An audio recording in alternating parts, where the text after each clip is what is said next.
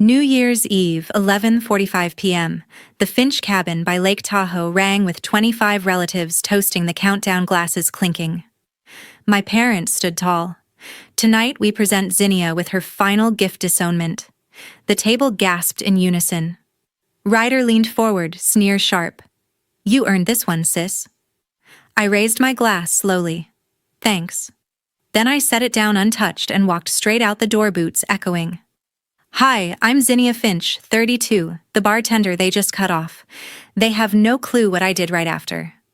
If family ever humiliated you at the table, type, been there, and subscribe. Tomorrow's twist will hit hard." From a young age, the Finch family had one rule: succeed or stay silent. My father, Clifford Finch, built a chain of 5 boutique resorts across Nevada and California. He started with a single motel in Reno, flipped it, expanded, and by 50 his name sat on brochures for luxury getaways. Guests paid top dollar for cliffside views and private spas. He wore success like a tailored suit, always crisp, always in control. My mother, Magnolia Finch, operated on hearts for a living. As a cardiothoracic surgeon at Reno's leading hospital, she saved lives before breakfast and chaired medical boards by lunch. Her schedule ran like clockwork. OR at 6, rounds at 9, home by 7 if no emergencies. Precision defined her. She expected the same from us. Then there was my younger brother, Ryder. At 25, he already carried the family torch. Fresh out of Wharton, he landed a junior analyst role at a private equity firm in San Francisco. His first year, he sourced a deal that flipped a failing tech startup into a $10 million exit. Dad framed the closing documents in his office. Mom bragged to colleagues. Ryder soaked it in. I graduated with a degree in hospitality economics from Cornell. Top 10%. Internships at 4-star properties. I knew revenue management, guest experience, yield optimization. Naturally, I applied for an entry-level operations role at one of Dad's resorts, the Sierra Ridge location in Tahoe. I submitted my resume through the internal portal, tailored my cover letter, highlighted my multilingual skills. Ryder saw it first. He forwarded my application to Dad with a note. "We don't need a bartender here." Dad called HR that afternoon. "Remove Zinnia Finch from the candidate pool. Effective immediately. No explanation, no interview. Just erased." That night at a family dinner in the main lodge, Dad raised a toast to Ryder's latest bonus. "To the future of Finch Resorts," he said. Mom smiled. Ryder grinned. I sat quiet. Later, Mom pulled me aside. "Ryder closed a $10 million deal at 25. What have you closed, Zinnia?" Her tone wasn't cruel, just factual. In her world, numbers spoke louder than effort. I took the bartender job at Lakeside Lounge instead.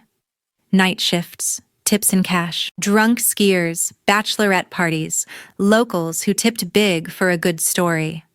I mixed perfect old-fashioned, spoke Spanish to the valet crew French, to European guests, and listened. Really listened. People told me their plans, their deals, their secrets over whiskey. Dad found out 6 months in. He showed up unannounced during a slow Tuesday. Watched me shake a martini, wipe the bar, smile at a regular. On the drive home, he said, "This reflects on all of us. You're 32. Act like it." Mom agreed. "We raised you for boardrooms, not bar stools." Ryder sent a group text the next week, a photo of him signing papers in a glass office, caption, "Another W." He added, "Keep pouring, sis." I left the chat. But Aunt Beatrice, Finch Dad's younger sister, saw it differently.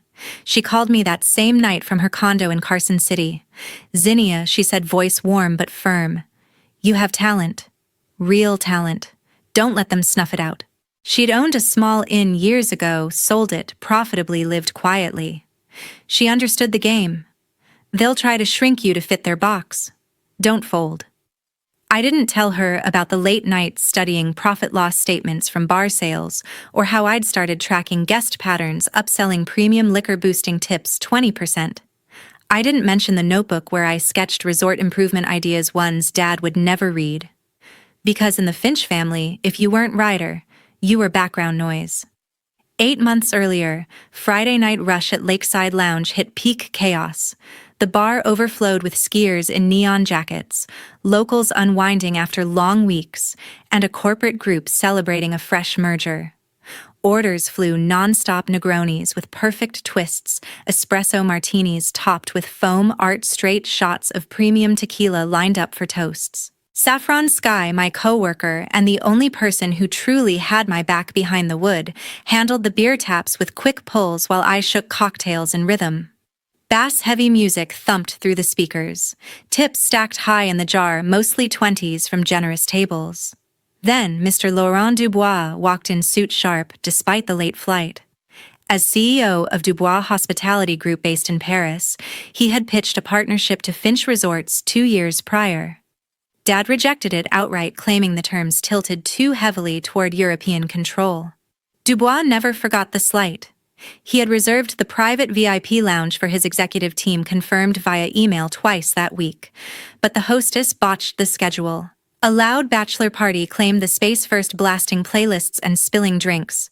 Dubois stormed straight to the bar, face flushed under the dim pendant lights. "This is unacceptable," he snapped in thickly accented English. "I fly across the Atlantic for this treatment." His assistants hovered close, already pulling out phones to search competing venues nearby. I wiped my hands on a towel, switched seamlessly to French. "Monsieur Dubois, je suis profondément désolé pour cette erreur. Permettez-moi de tout arranger immédiatement." He paused, mid-sentence, eyebrows raised at the fluent Parisian cadence. I explained the booking mix-up in detail, apologized again, with genuine regret, then proposed the rooftop terrace officially closed for winter, but equipped with portable heaters, panoramic lake views, and total privacy. "I'll personally curate a menu inspired by Provence. The upgrade comes at no extra charge." He studied me for a beat. "You speak like you grew up in the 6th arrondissement." I smiled. "1 semester in Lyon, but close enough." That broke the ice. He nodded agreement. I signaled Saffron to take over the main bar, grabbed a passing server, and led the group upstairs. In under 20 minutes, we transformed the space. String lights flicked on, heaters roared to life, high-top tables reset with linen cloths pulled from storage. For the menu, I improvised with what the kitchen could deliver fast. Lavender-infused gin fizz using house syrup I'd experimented with earlier that week. Ratatouille flatbreads sliced into elegant triangles. Charcuterie boards featuring imported saucisson cornichons and cheeses I kept for upscale specials. Dubois sipped the first cocktail, eyes closing briefly in approval. His team loosened ties, laughter returning. Conversation drifted naturally to expansion plans. Dubois wanted U.S. mountain properties to complement his European portfolio. By midnight, a draft term sheet sat on the table. A $15 million joint venture. Dubois injects capital for major renovations at 2 underperforming Finch locations. We manage daily operations and branding. He reviewed clauses, made 2 minor tweaks, then signed with a flourish. I witnessed as the official representative on site. Handshake sealed it. Photos for internal records only. The next morning, Dubois composed an email to the entire Finch Resorts board. "Last night, your bartender Zinnia Finch rescued a critical error and turned it into opportunity. Her language skills, quick thinking, and hospitality instincts are exceptional. I recommend immediate, deeper collaboration." Dad received the forward during his Saturday strategy session at headquarters. He phoned me mid-afternoon, voice tight. "Zinnia, explain this email." I walked him through the sequence calmly. Double book French intervention terrace pivot signed deal. He interrupted halfway. "A bartender doesn't represent the Finch name. Stay in your lane and let professionals handle contracts. No praise for the save. No curiosity about revenue impact, just shutdown." Ryder fired off a text an hour later. "Cute stunt bar girl. Doesn't move the needle." Mom followed with a clipped voicemail. "Focus on something that actually matters to the family legacy." I played the messages for Aunt Beatrice over coffee at her quiet condo the following Sunday. She scanned the printed email, lips pressing into a thin line, then handed it back. "You did right," she texted immediately after I left. "Don't let them snuff it out, Zinnia. This is your proof they can't erase what you build." After closing the bar that night, I locked the doors, dimmed the lights, and sat on a stool to count the evening's tips under the glow of the neon sign. My phone vibrated against the wood. 2:17 a.m. Unknown, Reno number. Email notification, Rupert Ward, CEO, Sierra Summit Resorts. Subject line, Dubois reference, urgent opportunity. I opened it immediately. Ms. Zinnia Finch, Laurent Dubois, mentioned your name during a strategy session with me this afternoon. He detailed your intervention at Lakeside Lounge and insisted I contact you. Sierra Summit seeks a director of guest relations with your exact profile. Interested reply for next steps. Discretion assured. I read it 3 times. Sierra Summit operated 20 premium mountain resorts, direct rival to Dad's portfolio. Their properties pulled higher occupancy year-round. I replied available for discussion. A video link arrived within minutes. I accepted. Rupert Ward filled the screen, silver hair-trimmed, neat eyes piercing behind rimless glasses, office backdrop showing Reno's casino lights. Dubois rarely endorses anyone he started. He said you speak 4 languages, fluently resolve crises under pressure, and secure deals most executives fumble. Confirm. I nodded. Schedule round 1. All interviews remained confidential, conducted via secure platforms, no company branding visible. Round 1 focused on case study. Rupert shared encrypted files. Our Vale property faces 15% revenue decline post-pandemic. Diagnose root causes and propose a 90-day turnaround. I dissected data: occupancy dips, guest feedback scores, competitor pricing. Identified overdependence on ski season midweek bookings. Suggested targeted corporate retreats, wellness packages with local spas, dynamic pricing algorithms.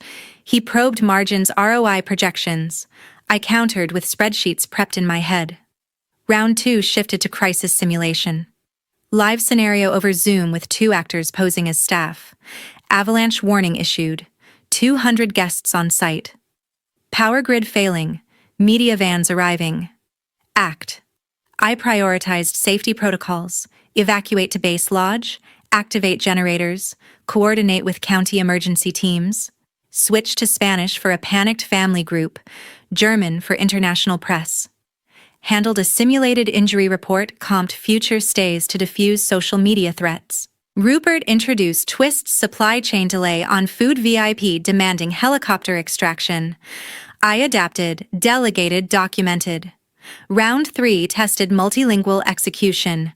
Panel of 4 senior directors joined. Pitch our planned Zermatt expansion to a room of Parisian investors. I delivered a 10-minute presentation in native French: market analysis, cultural synergy, projected 5-year cash flow. Seamless transition to Italian for Q&A on logistics. They fired rapid Japanese questions on supply chain. I responded without hesitation. Final curveball: negotiate a mock concession in Mandarin. Passed. Round 4 required travel.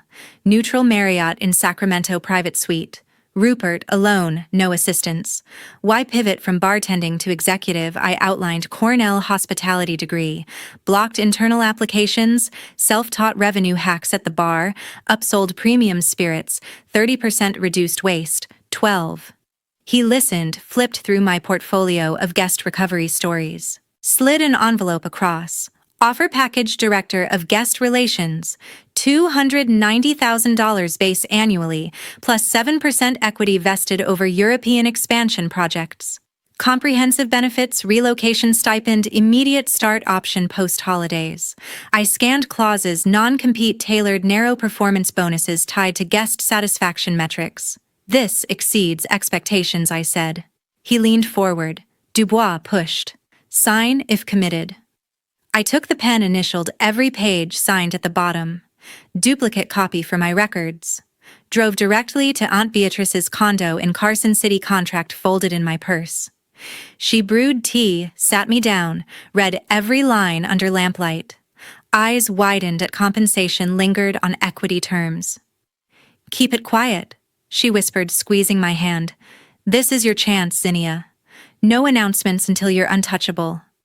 I followed her advice, stored originals in a locked fire safe, deleted email threads, practiced my new signature on scrap paper, counted days. New Year's Eve. The clock struck midnight at the cabin. Fireworks cracked open the sky above the iced lake, colors bleeding into black water. Inside the great room, 25 relatives hushed mid-cheer, champagne flutes frozen halfway to lips. The pine table still held platters of carved ribeye, garlic potatoes cooling, and 3 open magnums sweating rings onto the wood. My father rose first, suit jacket, unbuttoned cufflinks catching firelight. He lifted his glass higher than necessary. The Finch family no longer has a daughter named Zinnia, he stated, words slicing clean through the crackle of the hearth. Tonight ends that chapter. A collective inhale sucked the oxygen from the room. Silverware clinked against china. Someone's phone slipped to the floor. Aunt Beatrice folded her napkin, once eyes flicking to me. Mom kept her gaze fixed on the centerpiece, fingers curled tight around crystal. Ryder's jaw slackened, color draining to chalk. I set my flute down, untouched bubbles still climbing the stem. "Thank you for the freedom," I answered, voice level, almost conversational. Pushed my chair back. Legs scraped hardwood. Stood. Walked the length of the table without hurry. Coat hung on the entry rack. I slid arms into wool sleeves, buttoned from bottom to top. Boots waited in a neat row, black leather laces tight. Knelt, tied each knot with deliberate pulls. No one moved.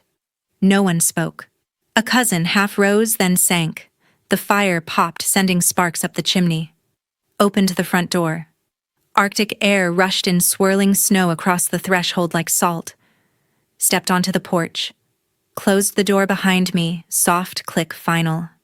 Snow fell thick and sideways, wind-whipping strands from my braid.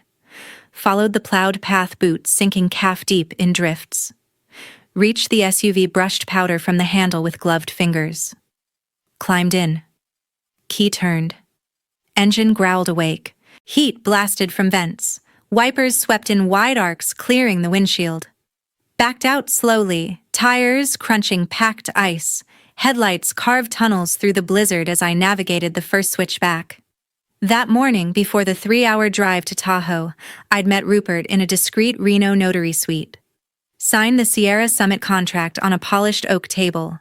He witnessed date-stamped, slid-certified copies into a leather folder.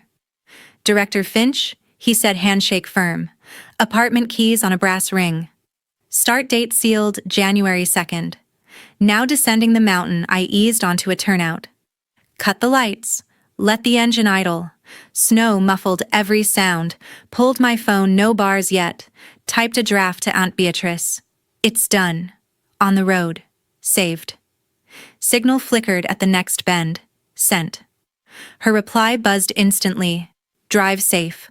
Call from the city. Continued down. Past the final cluster of cabins, their windows glowing gold. Hit the valley highway. Plows had cleared lanes to bare asphalt. Cruised at 50, defroster on high, radio silent. Reno limits appeared by 1:42 a.m. Casinos loomed neon against the storm, streets deserted. Turned into the underground garage of the company tower. Parked in reserved slot, stenciled Z Finch. Elevator to 12. Keycard beeped. Door opened to darkness. Hit switches, recessed LEDs warmed the open floor plan. Kitchen island gleamed quartz. Bedroom overlooked the frozen River City lights, smudged by flakes.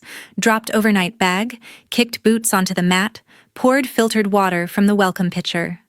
Sat on the sectional contract folder on the ottoman. Opened it. My signature stared back. Black ink, decisive. Smiled, small, private. Slept in fresh sheets, alarm set for 7:30. Woke to pale sun sneaking past blackout curtains. Showered in rainfall marble. Dressed in the slate suit pressed overnight. Brewed coffee in the built-in machine, dark roast, no sugar. Drove the 5 minutes to headquarters. Security waved through the gate. Elevator to executive level. Badge scanned green. Office door red. Zinnia Finch, Director of Guest Relations. Sat at the L-shaped desk. Powered dual monitors. Inbox loaded, welcome from HR org chart, calendar invites. First meeting 8:30, team sync. Clicked Rupert's note, orientation packet attached. Glad you're aboard. Leaned back. The smile grew. 2 days later, I drove to Sierra Summit headquarters in Reno, the glass tower mirroring fresh white snow against a pale sky. Here, I was no longer the Finch daughter. Valet took my keys at the porte cochere. Security desk issued my permanent badge. Director Zinnia Finch photo, crisp, magnetic strip encoded. Clipped it to my blazer. Elevator whispered to the executive floor. Office weighted floor-to-ceiling windows. Ergonomic setup, dual screens, glowing welcome. Nameplate centered on the desk. Unpacked laptop notebook, single-framed photo of Lake Tahoe at sunset. Sat. Inhaled new leather scent. HR escorted me to orientation. Rupert greeted in the atrium.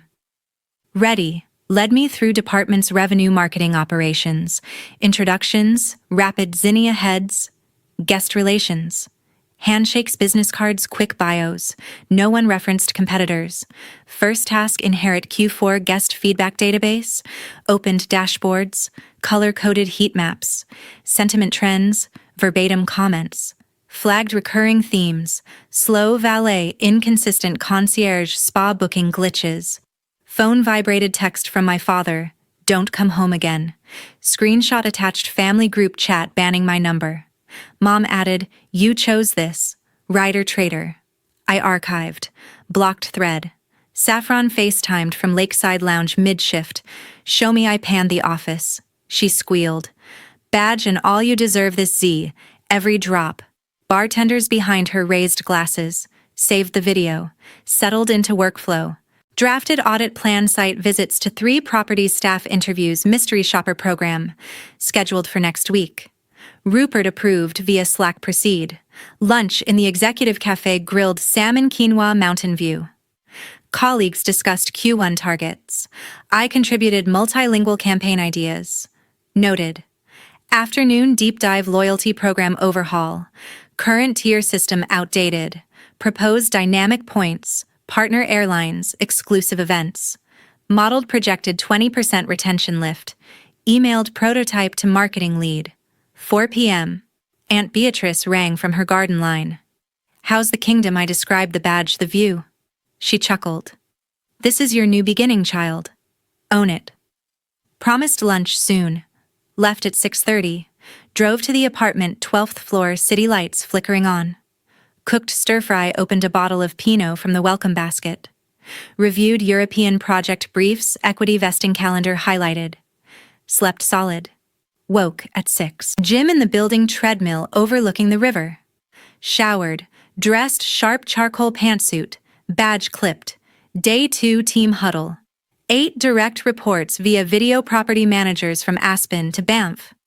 Outlined vision, seamless guest journey, 0 friction. Assigned action items. Closed with metrics, dashboard share. Mid-morning crisis. VIP cancellation storm at Tahoe flagship.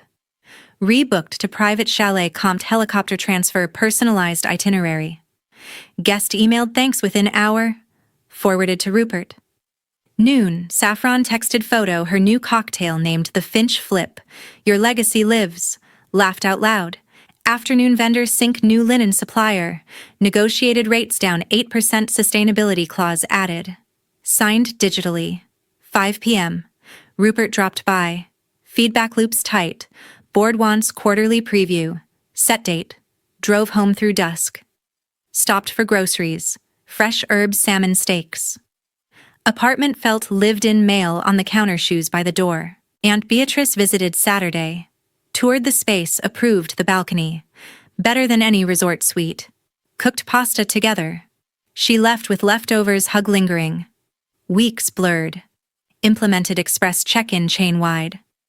Wait times dropped 21%. NPS jumped 11 points. Bonus hit account. Family silence absolute. Aunt Beatrice only bridge.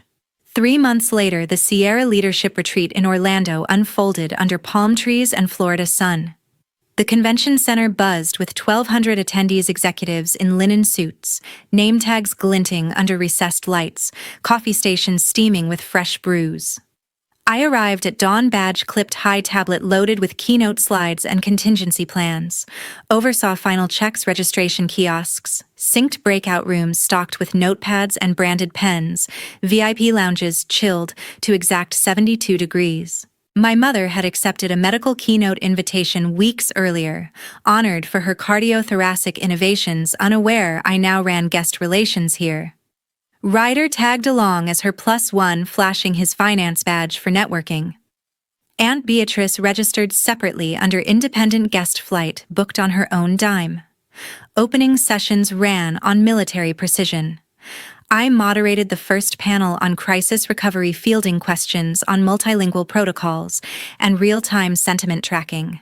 Attendees scribbled furiously. Rupert circulated the floor, introducing me as the architect behind our NPS surge. Mid-morning break, fruit platters, yogurt parfaits. I reviewed seating charts, ensured dietary flags matched gluten-free stations labeled vegan options abundant. Adjusted one table for a wheelchair delegate. Lunch buffet stretched across the promenade, citrus, poached shrimp, mango salsa, key lime stations dripping condensation. I mingled strategically, swapped LinkedIn QR codes, deflected subtle competitor probes with practiced smiles, collected 3 verbal commitments for cross-property partnerships. Afternoon general session packed the grand ballroom, crystal chandeliers, dimmed stage washed in corporate blue. 1,200 seats filled, murmur rising like surf. Rupert took the podium at 3 sharp, tie knot perfect. Before we honor innovation awards, he announced, voice amplified, 1 promotion demands recognition. Spotlight pivoted. My professional headshot filled the jumbotron taken during onboarding, navy blazer, confident gaze. Please welcome our new director of guest relations, Zinnia Finch. Applause thundered. I rose from front row center, walked the carpeted aisle, heels clicking marble in measured rhythm. Accepted the microphone from Rupert.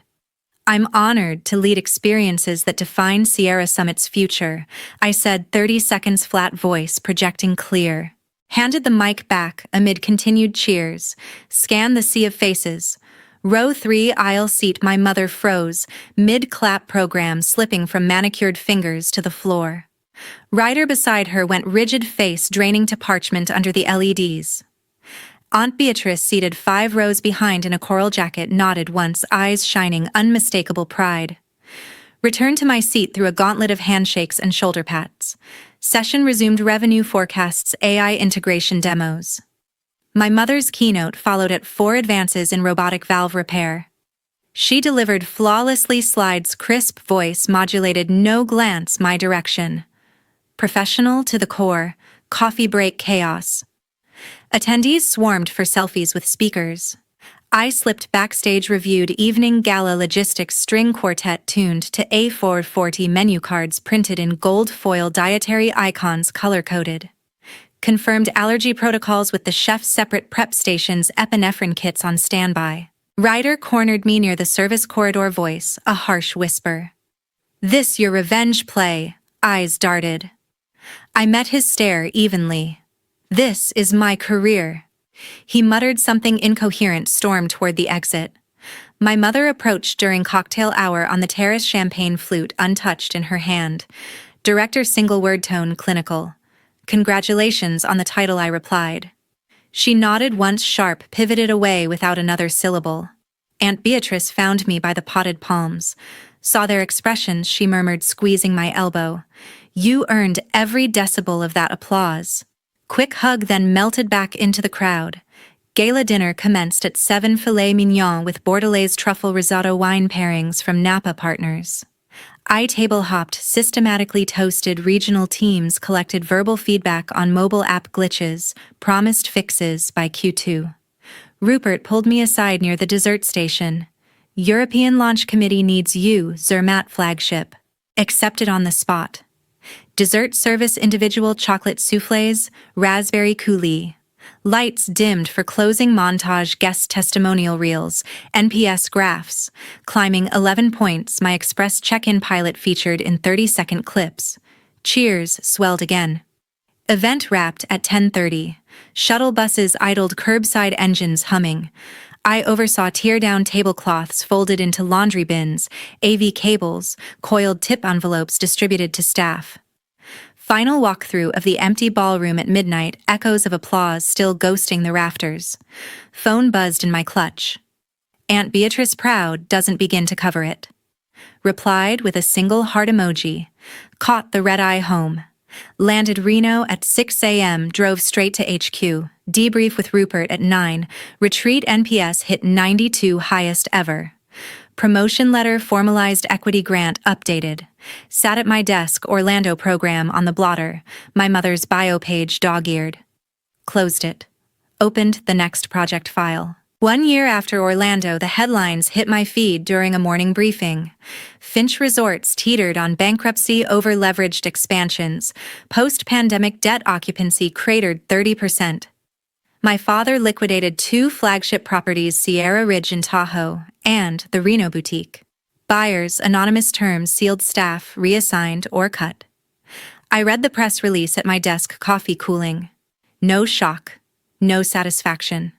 Just data points in a competitor analysis I'd already modeled. Rupert forwarded the article. Opportunity, I replied. Monitor for distressed assets. Sierra Summit stayed course, NPS at 95, European launches on track. Ryder quit first. LinkedIn update. Pursuing new ventures. No details. His office emptied, overnight nameplate gone. My mother requested indefinite sabbatical from the hospital, cited burnout, moved to a coastal condo in Half Moon Bay. Aunt Beatrice called from her kitchen. Heard the news. You okay? I confirmed, neutral. They built their storm. I'm in clear skies. Cut contact complete. Deleted old threads. Blocked residuals, archived childhood photos. 100% severance. Aunt Beatrice remained monthly lunches, encrypted texts. No overlap with the past. Board meeting that week discussed acquisition play. I presented valuation models, undervalued land, salvageable brands. Rupert greenlit due diligence. Your insight's unique, he noted. Weeks later, asset purchase closed. Sierra Summit absorbed the 2 resorts at 40 cents on the dollar. Rebranded under our umbrella, renovations, budgeted staff rehired with equity incentives. My father's name vanished from brochures. Ryder surfaced in startup news, failed seed round. My mother's sabbatical extended indefinitely. I felt neither joy nor sorrow. Equilibrium.